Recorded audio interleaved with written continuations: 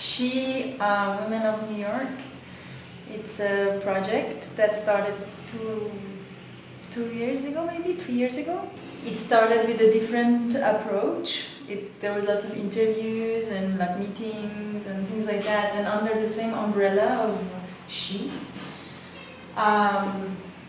There are like now different directions that I'm going, and this one is more about capturing the essence of the women that I see in the streets of New York. No matter where they're from, what they look like, what religions they have, if they are born female or they identify themselves as female. Everything that involves in their lives, from their struggle to their work, to their lifestyle, to their fashion, to their problems, to their rights, everything and all. I think there are lots of issues that we still deal with as women everywhere. And if we are somewhere that we have a privilege and the possibility to actually talk about it and show it, we should do it. I think it's our responsibility. Being a voice for women, representing women in all possible ways. So some of them are political, some of them are just casual, some of them are, you can see them the way you want to see them. There are like lots of under layers, and meet these people, the privilege really, because I managed to also, although I photographed some of them without knowing, but I managed to eventually talk to them. And yeah, it's definitely a privilege to be able to speak for them. This one was taken during the New York Gay Parade. I just live right around the corner, so I literally didn't go so far. Personally, since I was a kid, I am fascinated with people who represent themselves as women, who have makeup, and I saw this person coming and I was like, oh my god, dream come true. And you look so beautiful and so strong, and it's such a a strong thing to do, like taking a stand and just going out the way you want to be and who you want to be and stand for that. Even in 2017, even in New York City, it's still challenging.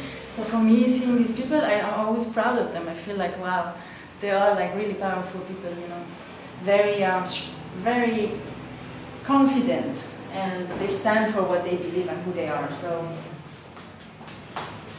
that one was taken during the Women's March right after the presidential election in the United States. So that was a huge march around the country, and also other countries did it. So there were men and women, but lots of women, because it was a Women's March, and lots of things after the election was changed, and there were lots of points that women suddenly they realized that many things will shift for them. They fought so hard all these years, and they still have to fight, and now things gonna start going backwards. So that's why that happened, and so I was kind of walking that day, the whole day, and just meeting different women and talking to them and taking photos and just seeing their emotions and their feelings and the things they stand for, and they will represent different things, but overall, it was all about, taking a stand together for women's rights, and, Some of these photos is just me, just walking around in New York City, and sometimes I find like some interesting areas, and I just sit and look at people. My project is about women, so I pay attention to women more than men. So, and then, they come and it's magical, they come to you, the photos, they appear. And this was during a march after there was the ban on Muslims to enter the country. That night, right away, they went to the streets, and there were all kind of people from all religions.